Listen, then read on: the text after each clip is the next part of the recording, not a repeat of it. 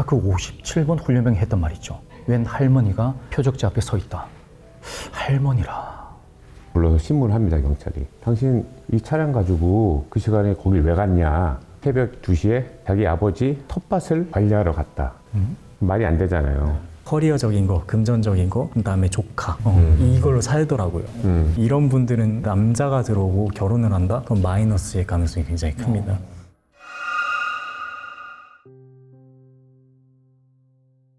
괴담을 보다 시청자 여러분 반갑습니다. 공포라디오 쌈무이 인사드립니다. 안녕하십니까, 전재원 형사입니다. 오랜만에 뵙습니다. 자, 오늘은 오랜만에 뵙는 우리 MG 퇴기사 박이율님을 모셨습니다. 반갑습니다. 잘 지내셨습니까? 네, 너무 잘 지냈고 그렇게 오랜만에 오셨어요? 뭐 이래저래 좀 바쁘기도 했고 여기에 나오고 싶었는데 오늘 이렇게 또 뵙게 돼가지고 너무너무 영광입니다. 저희는 얼마 전에 살목지에서 한번 뵀죠. 맞습니다. 살목지에서 뵀는데 그때 당시에 쌈무이님께서 생각보다 좀 이렇게 무섬을 많이 안 타셨어가지고 저는 경험이 확실히 많으시구나 이런 생각을 좀 했습니다. 경험은 없는데 이율님이 옆에 있어서 완전 의지했어요. 100%. 저를 의지하셨다고요? 저 남자인데 팔짱 잘 안 낍니다. 네. 그때는 너무 절실해가서 팔짱을 낄 수밖에 없었어요. 되게 무서운 곳인가요, 얘가? 살목지는 확실히 제가 갔을 때 좀 무서운 곳이 맞았고 소문만 듣고 간 거였어요. 네. 딱히 제가 뭐 사전 답사도 안 해봤고 주변에 사제들한테 물어보지도 않았는데 확실히 가니까 기운적으로 그렇게 뭐 원만한 기운들은 아니더라고요. 재밌는 경험이었습니다. 재밌었습니다. 또 어디를 가야죠. 시청자분들께서 그 살목지 광고를 되게 좋아하셨어가지고 또 저희들 케미를 또 좋아하셔가지고 네. 또 한번 출동해야 될 것 같습니다. 오케이, 좋습니다. 형사님 어떻게 지내셨습니까? 저는 뭐 거의 일상 비슷합니다. 뭐 일하고 운동하고. 쇠질하시고. 예, 사람을 만나다 보니까 저희가 몰랐던 이야기들을 많이 들으니까 좋더라고요. 그래서 사람들을 많이 만나고 있습니다. 자, 오늘 우리 이율님과 우리 전정욱 형사님 모시고 괴담을 보다 진행해 보도록 하겠습니다. 자, 그리고 우리 시청자 여러분, 저희 괴담을 보다에서는 지금 아래쪽에 보이는 이메일 그리고 카톡 주소로 여러분들의 사연을 제보받고 있습니다. 여러분들이 제보해 주시면 아주 무섭고 흥미롭게 풀어드릴 테니까 많은 제보 부탁드리겠습니다. 자, 그럼 오늘 첫 번째 이야기는 제가 먼저 시작해 보도록 하겠습니다. 자, 사단 신병교육대, 바로 군대 입구와 같은 곳이죠. 이 사연자 A씨는 바로 이곳의 조교였어요. 근데 조교 중에서도 그 신병들의 생지부, 그러니까 신병 기록지를 관리하는 위치였습니다. 지금도 작성하는지 모르겠는데 그 개인의 상세한 프로필과 그리고 가족 관계, 심지어는 부모님의 계략적인 수입까지도 그렇게 작성해두는 아주 중요한 문서였다고 해요. 자, 그러던 어느 날 이 A가 상병이었던 때인데 그날도 새로 들어온 신병들의 생지부를 훑어보고 있었어요. 근데 조금 독특한 내용이 보였어요. 아버지가 없는 편모 가정에, 그리고 어머님의 직업은 무당, 그리고 급여 목록에는 흰쌀이라고 적혀져 있었거든요. 아마 월 수익을 잘 알지 못해서 대략적으로 자주 받는 품목을 그렇게 적어둔 것 같더래요. 그 A가 생각하기로는 솔직히 처음에는 좀 오해가 들기도 했답니다. 설마 여기까지 와서 이 군대 뺄 생각으로 이런 식으로 작성을 했나 싶었던 거죠. 그런데 그 훈련병, 57번 훈련병은 생각보다 더 이상한 사람이었어요.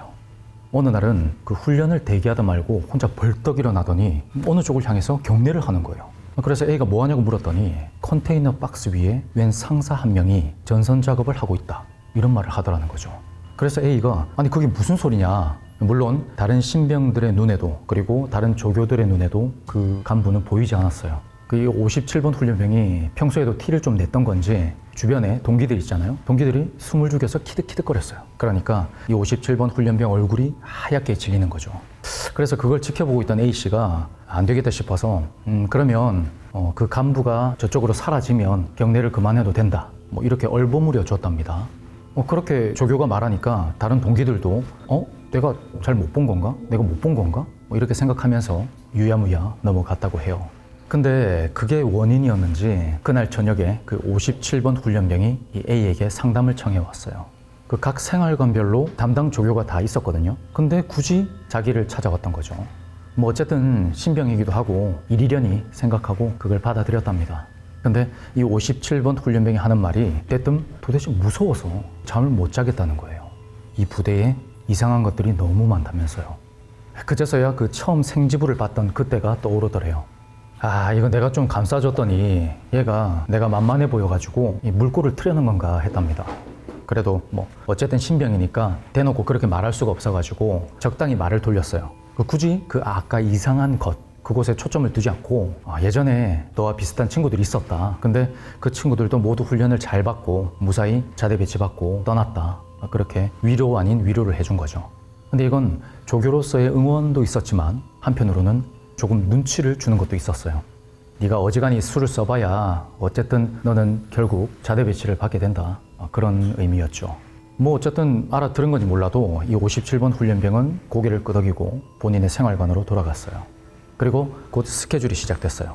그때가 아마 3주차 무렵이었고 사격 훈련이 있던 때였거든요. 그래서 각 훈련병별로 조교가 붙어서 차례에 맞춰서 훈련을 진행되는데 이 57번 훈련병이 자꾸만 자기 표적지가 아니라 옆사로의 표적지를 쏘고 있는 거예요. 근데 뭐 가끔 이런 일이 있잖아요. 가끔 그런 네. 많습니다. 그 표적지가 멀리 있다 보니까 긴장을 한 상태에서 남의 표적지를 쏘는 일. 그래서 뭐 항상 있었던 일이니까 이 A가 그 57번 훈련병에게 다가가서 말을 했어요. 남의 거 쏘지 말고 네 거 쏴라고. 근데 이 57번 훈련병의 얼굴이 뭔가 이상해요. 창백하게 질린 얼굴로 뭐라고 막 중얼거리고 있는 거죠. 그래서 들어봤더니 자기 표적지 앞에 웬 할머니가 있어서 쏘지를 못하겠다는 거예요. 이게 무슨 소린가 했죠. 아니 그 전까지는 이 A씨도 다 이해해주고 그랬잖아요. 그래서 좋게 넘어가줬는데 그쯤 되니까 A씨도 확 열이 받은 거죠. 당장 조정관을 안전으로 놓고 통제 간부에게 보고를 했어요. 그리고 그렇게 오른 열이 채 식기도 전에 오후에는 그 A의 배치가 바뀌었다고 합니다. 그러니까 사격장 통제 지원 대신에 경계 지원을 나가게 된 거예요. 참 웃긴 게 이 사격장이란 게요, 그냥 부대의 뒷산을 쓰고 있었답니다. 그리고 산 안에 무덤도 꽤 있어가지고 일반인들도 드나들 수 있는 그런 곳이었대요. 그래서 사격 훈련이 있는 중에는 사람이 들어올 수 없도록 통제하는 경계 근무가 있었어요. 참 웃기는 짓이죠. 아니 차라리 바리케이드나 뭐 통제선 그런 거를 산 입구에다가 쳐놓으면 되잖아요. 근데 굳이 안 그래도 인력이 부족해 죽겠는데 일이 많은 그 조교를 굳이 뽑아서 그렇게 경계 근무를 세운다는 거죠. 그래서 그게 불만이었던 A씨가 막 투덜거리고 있는데 그 A를 인솔하던 간부가 있었거든요. 그 간부가 사정을 설명해 주더랍니다. 대략 한 2001년쯤에 그 인근 지역에 사시던 할머니 한 분이 돌아가시는 사고가 있었던 거예요. 뭐 나물인지 약초인지 몰라도 뭔가를 캐러 오셨던 할머니가 그 완만한 산을 넘어서 그 사격장까지 온 거죠. 그런데 안타깝게도 그 사격 통제 사이렌을 듣지 못하시고 그대로 총알에 맞아서 돌아가신 거였어요. 근데 그 말을 듣는데 아까 그 57번 훈련병이 했던 말 있죠. 웬 할머니가 표적지 앞에 서 있다. 할머니라. 좀 찝찝하긴 했는데 뭐 우연의 일치겠거니 그렇게 생각하고 넘어갔다고 합니다. 그리고 다행히 그 후로 57번 훈련병은 훈련을 잘 받고 뭐 문제없이 훈련소 생활을 마쳤어요. 처음 말했던 것처럼 잠을 못 자는 건지 뭔지 얼굴이 해쓱하고 뭐 눈 아래가 검은 것만 빼면요. 그리고 어느새 시간이 흘러서 수료식이 끝나고 훈련병들이 각자 자대로 배치받는 그날이 됐어요. 저쪽에서 A씨가 보니까 훈련병들끼리 막 울며 불면서 우리 꼭 다시 만나자, 휴가 맞춰서 같이 보자 막 그러고 있어요. 그걸 A씨가 멍하니 쳐다보고 있는데 저쪽에서 그 57번 훈련병 있죠. 뚜벅뚜벅 걸어와요. 그러고 한다는 말이 잘 대해주셔서 너무 감사하다. 근데 그 말만 했으면 다행인데 그 말에 덧붙여서 또다시 기이한 소리를 하는 거예요. 자기가 쓰던 57번 관물대, 방탄 헬멧을 넣어놓는 칸에 뭔가 나쁜 것을 봉인해놨으니까 적어도 49일이 지나기 전까지는 절대 열지 마라. 이 A씨가 생각하기로는 아니 어떻게 이 마지막 날까지 이럴 수가 있나 그렇게 생각했는데 뭐 마지막 날이니까 굳이 나쁜 말을 하기 싫어가지고 그래 알겠다 그렇게 말하고 그 훈련병한테 꿋꿋하게 군생활 잘해라 하고 보내줬다고 합니다. 그리고 그 뒤에 한 기수의 훈련이 끝나면 그 다음 기수의 훈련이 있기 전에 비교적 널널한 주간이 있대요. 그래서 A씨는 그 준비하던 시험이 있었는데 그 시험을 치르러 휴가를 다녀왔고요. 근데 그렇게 휴가를 다녀왔는데 정문을 들어섰는데 부대 분위기가 뭔가 어수선해요. 얘기를 들어보니까 옆중대 후임 조교가 있었는데 이 후임 조교가 야간 순찰을 돌다가 거품을 물고 사단 의무대에 후송됐다는 거예요. 마침 그 A씨가 휴가에서 돌아오는 그날이 이 후임 조교가 퇴원하는 날이라서 그 후임 조교에게 물어봤다고 합니다. 그리고 여전히 핏기가 가신 얼굴로 그 후임이 조심스럽게 이야기를 전해요. 그날 훈련병들이 빠진 빈 생활관을 순찰하고 있는데 저쪽 어디선가 아주 멀찍이서 희미하게 군가 소리가 들리더래요. 그래서 아직 인원이 안 빠진 옆중대 훈련병들이 이게 장난을 치는 건가 그렇게 생각을 했답니다. 그래서 그 소리를 천천히 따라가는데 이상하게도 도착한 곳이 텅텅 비어있는 A인의 중대였던 거죠. 그리고 후임 조교가 그 군가 소리가 들리는 그 생활관 문 앞에 서니까 소리가 뚝 하고 끊어져요. 그래서 야, 이놈 봐라. 뭐 훈련소 생활 다 끝나간다고 이 장난까지 쳐? 그렇게 생각하면서 일부러 발소리를 죽이면서 그 문 옆에 섰답니다. 그러니까 자기가 간 줄 알고 다시 그런 장난을 치면 그때 잡아낼 생각이었죠. 근데 그렇게 벽에 머리를 기대고 가만히 생각하고 있자니까 뭔가 아기가 안 맞는 기분이 들더래요. 생각해보니까 그 생활관에서 들리던 그 군가 소리 있잖아요. 그게 5주차 때야 가르치는 군가였던 거죠. 그러니까 주차별로 노래를 가르쳐서 익숙하게끔 그렇게 네. 만들잖아요. 네. 근데 옆중대 훈련병들은 이제 겨우 3주차밖에 안 된 상태였거든요. 뭔가 이상하죠. 전혀 배우지 않은 군가인데. 근데 그 순간에 갑자기 쿵쿵 하면서 마치 종을 치듯이 묵직한 소리가 규칙적으로 들려와요. 꼭 누가 얇은 철판으로 된 그 관물대를 쿵쿵 치는 그런 소리 같았답니다. 그래서 후임이 열받아서 한껏 열이 받은 채로 그 손전등을 들어올리고 그 무전기로 상황실에 그 상황을 전달했어요. 그리고 천천히 관물대로 다가갔죠. 근데 그 소리가 들려오던 곳이 그나마 사람이 들어갈 만한 옷걸이 칸이 아니라 방탄 헬멧을 넣어두는 작은 서랍장이었답니다. 아니 여기는 누가 들어가긴커녕 팔조차도 안 들어가는 그런 크기였거든요. 그래서 이 바람 때문에 휘어진 철판이 흔들려가지고 내가 잘못 들었나? 아니 그러면 아까 들었던 그 군가 소리는 뭐지? 혼란스러웠대요. 그런 알 수 없는 기분으로 후레쉬를 들고 그 서랍칸을 열었습니다. 그런데 그 안에는 거꾸로 된 사람의 머리통이 들어있더래요. 마치 그 위쪽에서 솟아나서 정수리가 아래쪽으로 향한 채로 그 머리통이 그 서랍 뒤편의 철판을 쿵쿵 그렇게 들이받고 있더라는 거죠. 그리고 여기까지가 그 후임이 기억하는 마지막 장면이었고요. 다행히 아까 무전기로 미리 보고를 해둔 상태였잖아요. 그래서 간부가 급하게 달려와서 의무대로 후송될 수 있었고요. 뭐 그런 이야기들을 가만히 듣고 있던 A가 아니 이걸 대체 나보고 믿으라는 거야? 그런 생각을 하고 있는데 문득 그 훈련병의 말, 그 말이 떠오르더래요. 그러니까 관물대, 그 방탄 헬멧을 넣어두는 곳에 악한 것을 넣어뒀으니까 절대 열어보지 말 것. 그래서 A가 후임에게 조심스럽게 물어요. 혹시 그 관물대가 어디냐? 그랬더니 정말 거짓말처럼 그 후임이 한다는 말이 57번 관물대라는 거죠. A가 잠이 오겠습니까? 그날 잠을 이루지 못하고 그 다음날 이제 출근을 해야 되니까 퀭한 눈을 하고 이제 급하게 출근을 했어요. 근데 행정반에 딱 들어가는데 아니 아침부터 헌병들이 막 와 있는 거예요. 헌병들이 막 뭘 뒤지고 있어요. 그래서 슬쩍 봤더니 이 A가 관리하던 그 생지부를 막 뒤지고 있는 거예요. 그래서 왜 그러시냐 그렇게 물어봤더니 이 중대 출신의 훈련병 하나가 첫 근무를 나가서 스스로 목숨을 끊었다는 거예요. 누군지 예측하시겠죠? 57번. 네, 57번 훈련병이었어요. 바로 그 훈련병이 전방부대에 배치를 받았는데 새벽 2시 근무를 나가서 수류탄을 입에 물고 그런 선택을 했던 거예요. 근데 그 훈련병이 써두었던 일기 그리고 주변 정황으로 봐도 도저히 그런 선택을 할 이유가 없는 거예요. 그런 말을 이래저래 듣고 있는데 그 순간 이 A씨가 달력을 탁 쳐다봤답니다. 근데 그날이 바로 그 57번 훈련병이 죽은 날이잖아요. 근데 그날이 그 57번 훈련병이 자대로 떠나기 전날로부터 딱 48일째가 되던 날이었어요. 지금도 자세한 내용은 알 수가 없답니다. 그 봉인이란 게 뭔지, 하필 왜 49일까지 열어서는 안 되는 건지, 그리고 그 후임이 봤다던 그 머리통, 그리고 들었던 그 군가 소리, 그게 다 뭐였는지 아무도 알 수 없다는 거죠. 그 추측하기로는 이래요. 어쩌면 그 봉인해놨던 그것 있잖아요. 그 악한 것이 그 49일이 되기 전에 그 누구라도 불러들이기 위해서 그런 수를 쓴 게 아닐까, 그런 짐작만 할 뿐이라고 합니다. 이야기는 여기까지입니다.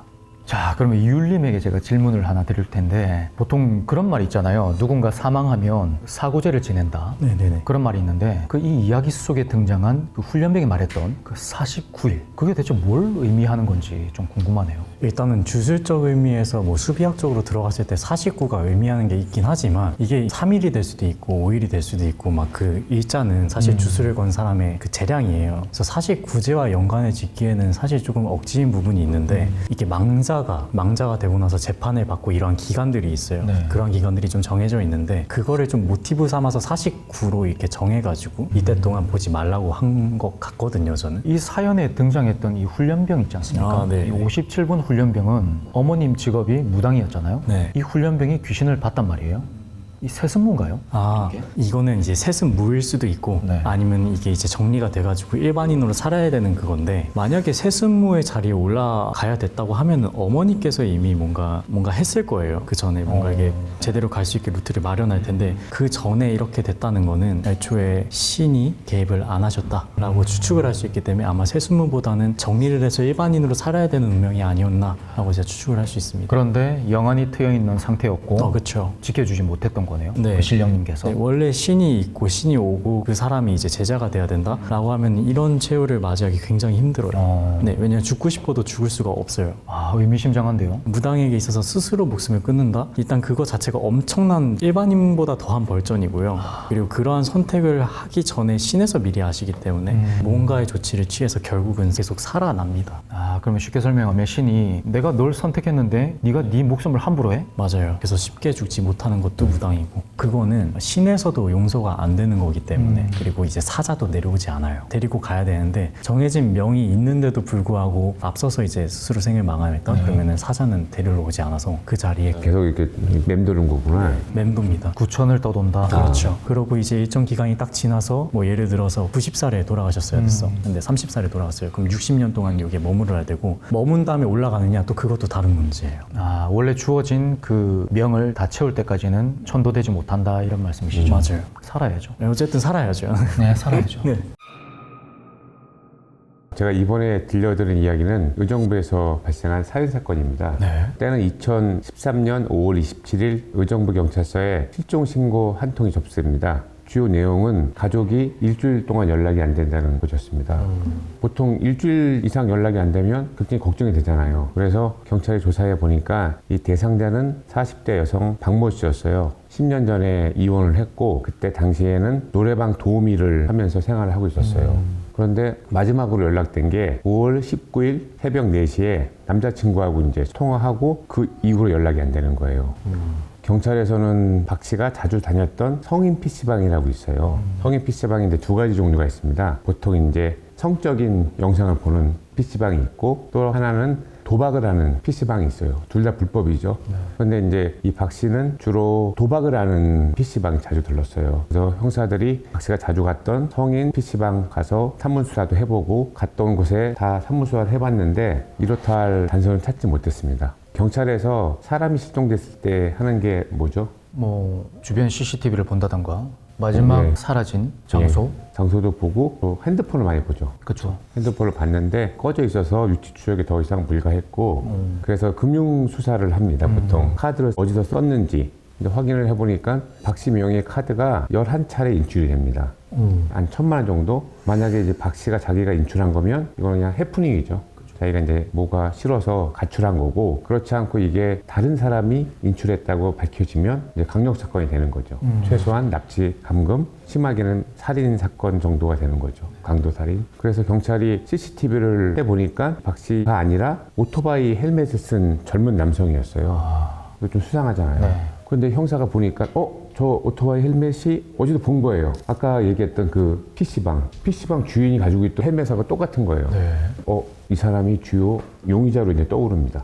그래서 진 씨에게 물어봤어요. 당신 이 사람 카드로, 박 씨 카드로 인출했는데 어떻게 된 거냐 하니까 나는 이제 부탁을 받아서 인출해서 돈을 줬다. 그렇게 이제 얘기를 하더라고요. 안 맞는 부분이 많이 있었다고 합니다. 인출한 돈하고 그 사람에게 뭐 얼마를 줬다 하는 게 안 맞는 부분이 많이 있었지만 직접적인 증거는 안 돼요.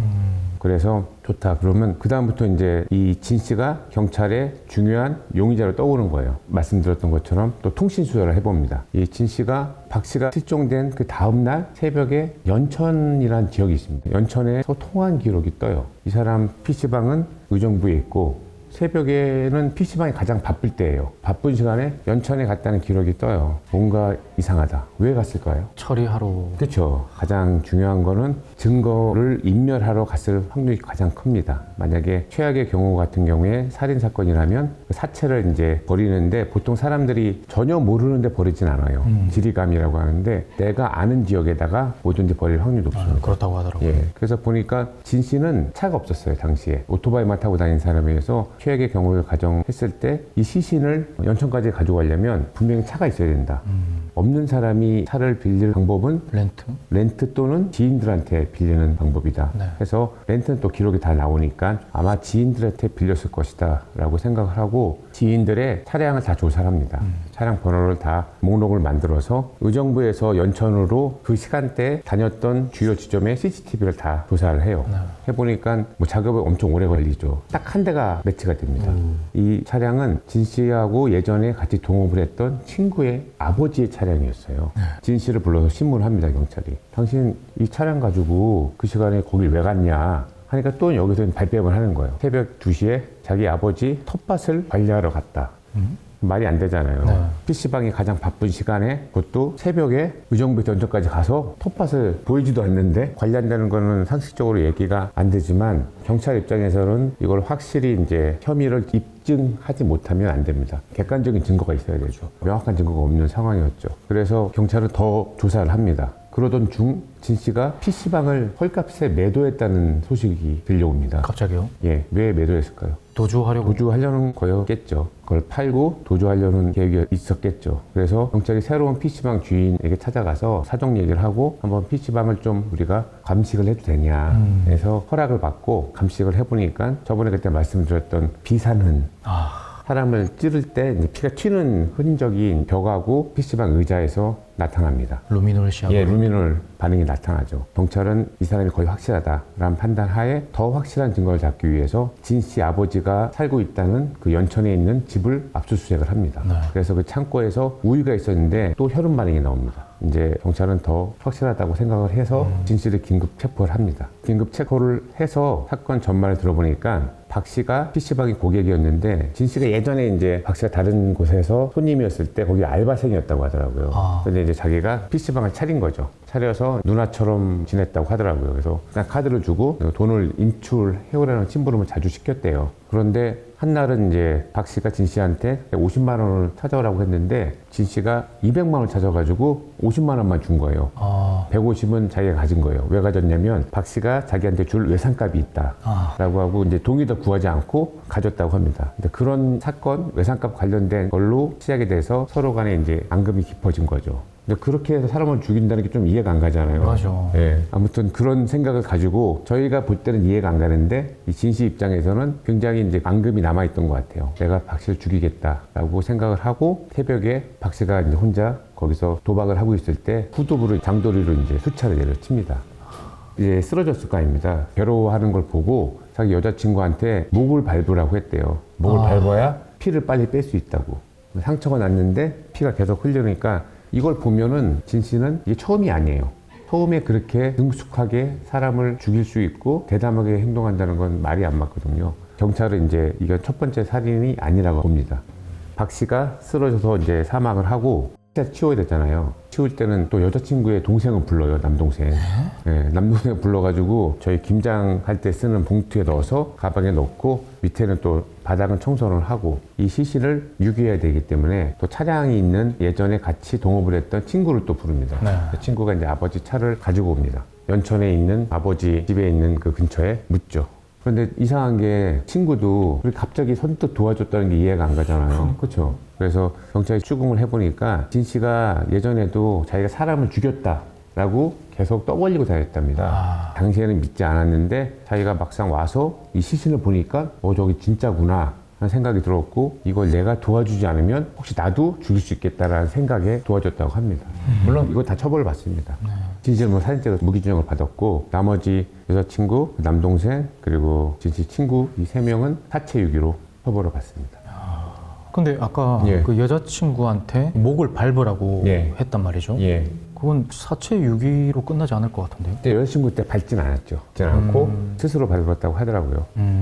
아까 그 진 씨의 범행 수법으로 봐서 첫 번째가 아니라고 경찰을 판단하고 다시 이제 수사를 들어갑니다. 네. 3년 전에 똑같은 이유로 손님과 다툼이 돼서 손님을 똑같은 방법으로 살해를 한 게 나옵니다. 와. 그래서 2건이 되는 거죠. 근데 그 당시에는 어떻게 넘어갔나요? 그 당시에는 대상자 자체가 약간 주거가 이제 불안정한 분이었어요. 그래서 가족들이 실종 신고를 했지만 항상 뭐 어디 도망가고 가출하고 그런 분이어가지고 그렇게 깊숙하게 수사가 진행이 안 됐던 것 같아요. 그래서 아마 좀 미진했던 것 같습니다. 그래서 그 두 건이 밝혀진 거죠. 만약 이게 안 밝혀졌으면 진 씨 같은 사람은 계속 살인을 했을 가능성이 큽니다.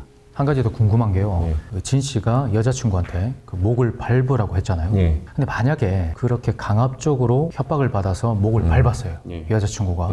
그럼 여자친구는 어떤 처벌을 받게 되죠? 그게 이제 형법상 강요된 행위라고 있습니다. 강요를 해서 어떤 범죄를 하게 되면 그걸 처벌을 안 해주는 조항이 있는데 이런 경우에는 해당이 안 될 것 같습니다. 왜요? 그 강요된 행위에 폭력과 협박이라는 거는 저항할 수 없는 폭력 그리고 생명과 신체에 대한 위협 정도는 돼야 면제를 받을 수 있고 단순히 겁을 먹어서 내가 어떠한 행동을 했다라고 해서는 면제가 안 됩니다.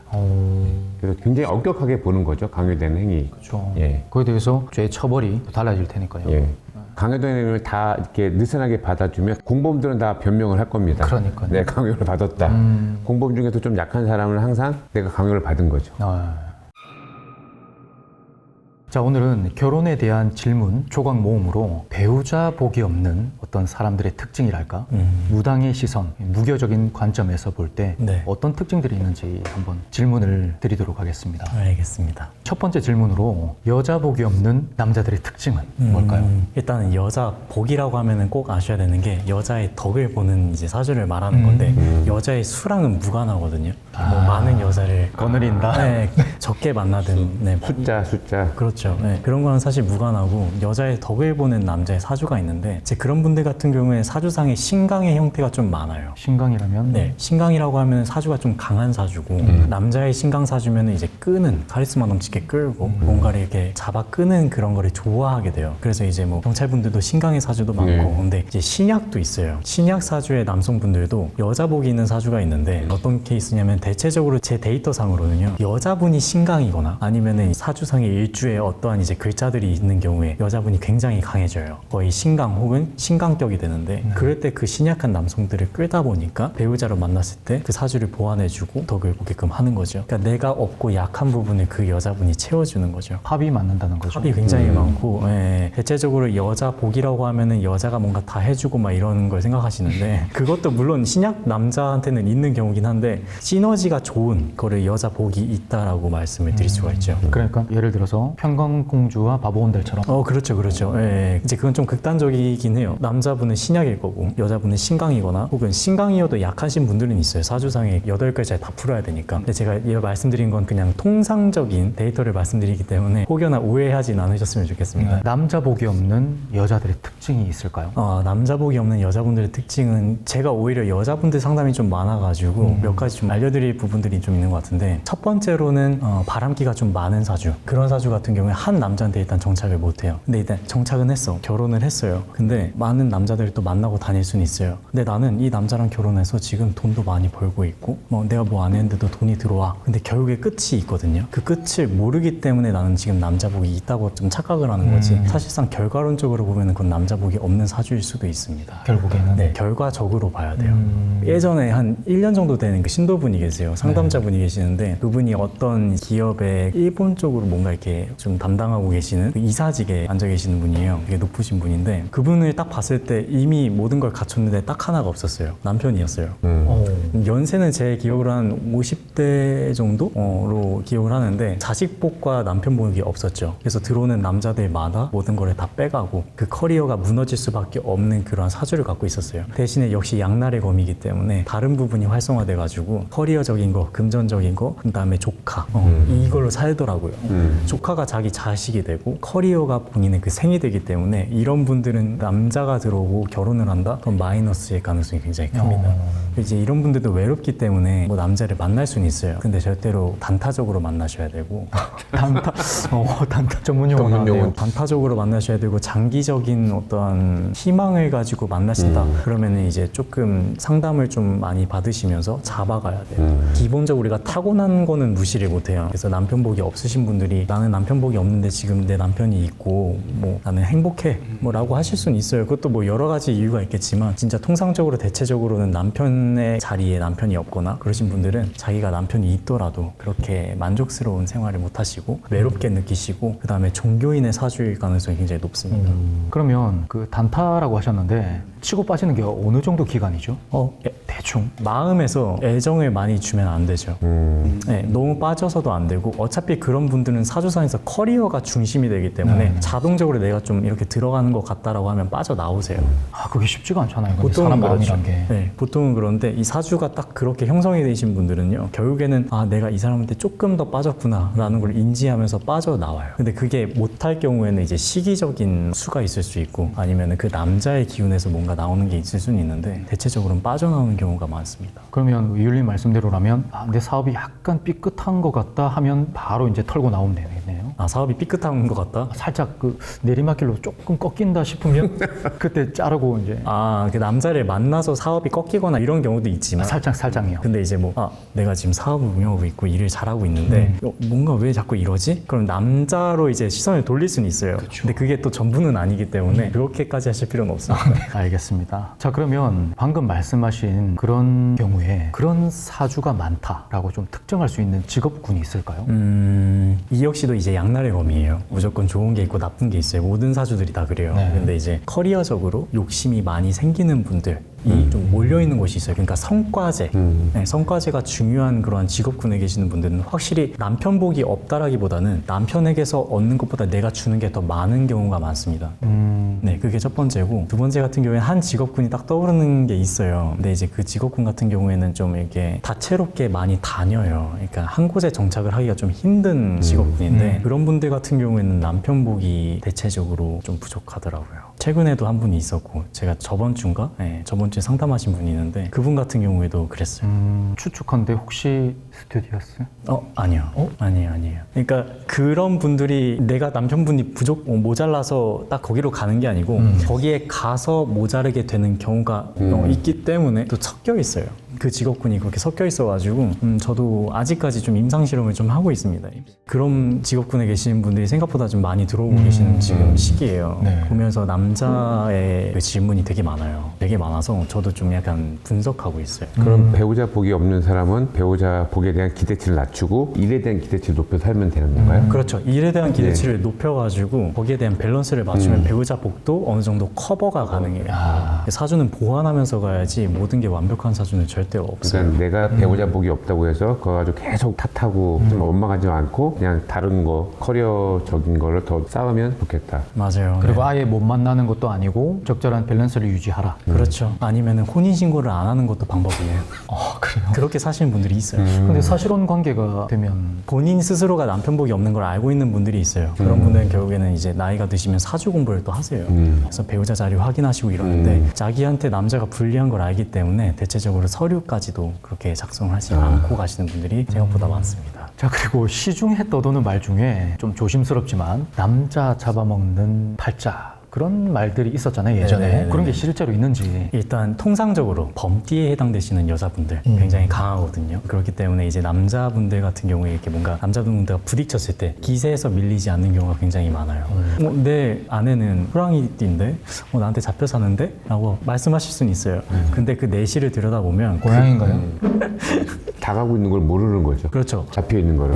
계획적으로 딱딱딱 이게 이 남편한테 필요할 거다라는 걸 이미 인지하는데 그 남편의 길을 살려주기 위해서 모르는 척까지 할 수 있는 고단수일 가능성도 높아요. 고단수라기보다는 되게 훌륭한 분이지 않습니까? 그렇죠. 근데 바꿔 말하면 굉장히 무서운 분이죠. 모든 걸 뒤에서 분석하면서 파악을 하면서 그걸 이끌어가는, 어떻게 보면 가장을 이끌어가는 거거든요. 근데 기 살려주겠다고 그렇게 뒤를 빼시는 분들이 있어요. 범띠에 해당되시는 분들이 있고, 아까 말씀드렸던 커리어적으로 위치에 올라가야 되는 그런 사주의 그릇이 있어요. 사주의 그릇이 어느 정도는 정해져 있습니다. 그럼 난 노력으로는 거기까지 못 가냐라고 하시는데 어느 정도 선까지는 갈 수 있어요. 한계선은 분명히 있는데 그걸 가시면서 느끼는 행복감을 얻으셔야 되는 거지, 그 위치에 도달하는 것만 보시면은 절대로 행복을 느낄 수가 없습니다. 그릇은 정해지되 행복은 정해지지 않았으니까. 그래서 어쨌든 남자를 잡아먹는 사주는 인과 관련된, 호랑이 인과 관련된 사주가 조금 더 많고, 그 다음에 커리어적으로 좀 올라가야 되시는 분들 같은 경우에도 좀 있다. 대체적으로 정재계의 아내분들, 아내분들도 굉장히 셉니다. 그분들이 진짜 세더라고요. 제가 사실 얼마 전에 신도분 중에 그런 분이 있었어요. TV에서만 봤던 분이었고 남자분. 네, 그분은 옆에 아내분을 보니까 사실상 그 아내분의 능력으로 올라온 게 굉장히 많더라고요. 눈치, 어떤 파악 능력 이런 게 되게 좋은데 사실 이 남편분은 그걸 몰라요. 그렇게까지 모릅니다. 이분이 읽어낸 거기 때문에 이분이 나를 찾았고 그 옆에 분은 따라온 거고 남편분은 네, 그런 식으로 많이 보시더라고요. 이율님 아까 말씀하신 것 중에 그릇은 정해져 있는데 행복은 정해져 있지 않다. 예. 좋은 말씀 같아요. 대한민국에 이재용 회장님 될 수 있는 분들 별로 없어요. 나는 삼성 같은 대기업을 꿈꿔. 그 목표는 되게 좋고 포부가 좋고 그게 열정이 되면 되게 좋은 건데 그것만 바라보고 나는 뭐 안 되나 봐. 그러면 이미 끝난 겁니다. 그렇게 생각해 주시면 좋을 것 같아요. 구체적으로 조금 질문을 파고 들어가 보자면 남자 잡아먹는 팔자. 보통 이런 말을 들으면 남편이 일찍 죽거나 심하게 아프거나 뭐 이런 걸 뜻하잖아요. 네. 이런 경우는 어떤 건가요? 이건 이제 남편 복이 없는 여자가 아니고 이거는 이제 사주상에서 남자를 아예 만나면 안 되는 여자에 해당이 돼요. 이 복과는 좀 무관하고요. 실제로 남편이든 남자친구든 연애 맺게 됐을 때 깊게 맺게 됐을 때 그 상대방이 사망을 하거나 사주에 없던 병에 걸리거나 이러한 케이스가 있습니다. 이건 제 신도분은 아니었고 몇 년 전에 제 스승님 신도분 중에 그런 분이 있었어요. 근데 그분 역시도 사주상에 남편이 몇 번이나 있었는데 그러니까 두세 번 있었는데 다 그렇게 가신 거예요. 저도 이제 역학 공부를 했었는데 이 케이스가 생각보다 많다고 하더라고요. 좀 안타까운 사주긴 한데 이거는 전생이나 뭐 카르마적인 부분이랑 연관이 많기 때문에 이번 생은 나는 그래도 남자를 만나야지 뭐 이렇게 생각을 하셨다가 직접 그런 걸 겪어보시면은 결국에는 손을 놓게 된다고. 근데 그럼 반대되는 성도 똑같은 거 아니에요? 여자 잡아먹는 팔자? 여자가 이제 그렇게 되는 팔자. 예. 근데 뭐 있을 수는 있는데 저는 아직까지는 그 남자 때문에 여자가 여러 번 돌아가시는 경우보다는 여자가 이렇게 남자를 이렇게 좀 안 좋게 가게끔 하는 케이스는 제가 직접 들어봤어서 왜 그런지 궁금하네요. 살이나 이런 부분이랑 연관은 돼 있고 분명히 카르마랑 연관이 되는 건 알고 있어요. 근데 이거는 이제 이 생에서 풀고 가야 되는 문제이기 때문에 숙제고 남자를 안 만나시는 걸 저는 추천해 드리죠.